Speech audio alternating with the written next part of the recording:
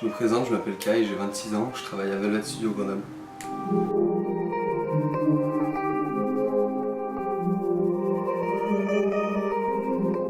Je suis arrivé à Grenoble même à 20 ans. C'est une ville qui est au top. Il y a pas mal de trucs cool au niveau musical, au niveau artistique, etc. J'ai commencé à vraiment m'intéresser justement à tous ces milieux-là quand je suis arrivé à Grenoble. Quand j'ai commencé à vivre tout seul à Grenoble, dans mon appart, c'est à partir de ce moment-là que toutes ces choses-là me sont venues, quoi. Je voulais jamais vraiment aller au lycée. J'y suis allé parce que mes parents voulaient, quoi. Et du coup j'ai passé pas mal de temps à dessiner en fait au lycée. 2 ou 3 potes avec qui je dessinais, qui étaient certains d'entre eux plus forts que moi, d'autres un petit peu moins, mais on rigolait pas mal là-dessus, quoi. C'était notre délire, le dessin, à travers le dessin, le tatouage et toute l'imagerie qu'il peut y avoir autour, quoi. Ce qui s'est passé, c'est qu'après le lycée, j'ai fait un CAP en charpente juste après. Du coup, que j'ai fait assez rapidement, je crois que c'était en 1 an ou 1 an et demi. Et ensuite, j'ai travaillé derrière pendant 1 an. Au bout de ces 2 ans et demi, je savais que c'est pas ça que je voulais faire. J'ai essayé la fac, tout simplement parce que je me suis dit peut-être en 2 ans et demi, j'avais changé un petit peu avec les cours, j'allais pouvoir mieux supporter, c'était pas le cas. Du coup, je me suis retrouvé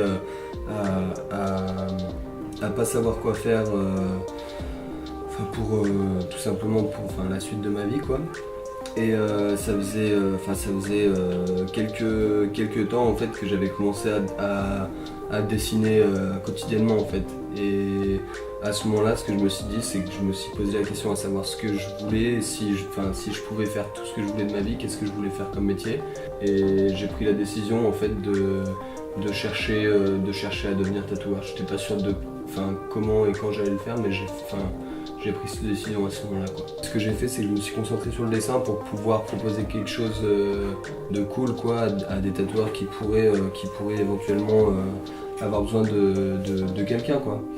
Et du coup, le gars qui m'a lancé dans le tatouage, c'est du coup Xavier à Dark and Light. En gros, je suis allé vers lui plusieurs fois. En fait, je lui ai demandé s'il avait besoin de quelqu'un, s'il avait besoin d'un apprenti et tout ça, sans forcément trop pousser le truc.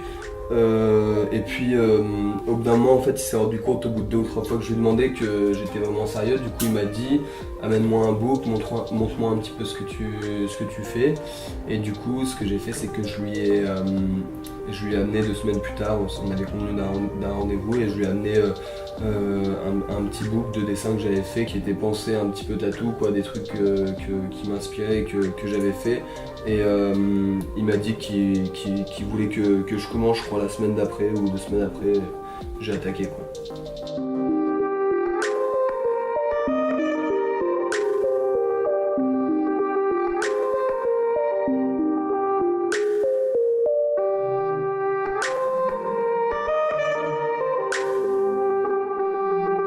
En décembre 2014, je cherchais quelque part pour continuer un petit peu à taffer dans le tatou. Les gars de Velvet cherchaient quelqu'un à ce moment-là et je le savais pas. Du coup, moi ça fait depuis un petit bout de temps que je traîne avec eux, qu'on se fait des petites soirées dessin, que je les connais tout simplement.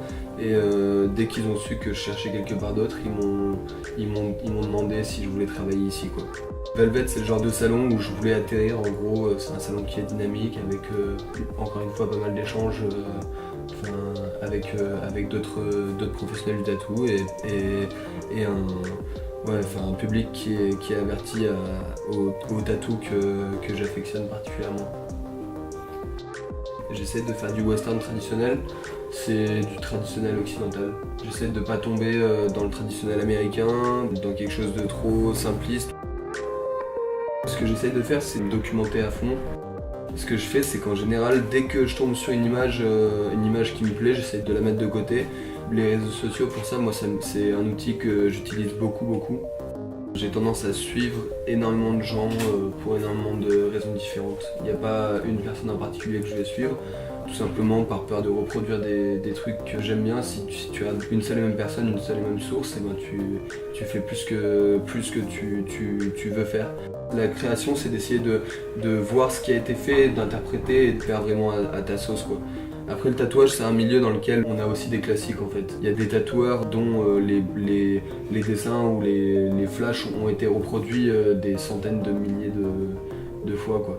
Et c'est pas pour rien, c'est parce que c'est des classiques et c'est des choses qui valent le coup d'être fait, d'être reproduit et d'être réinterprété.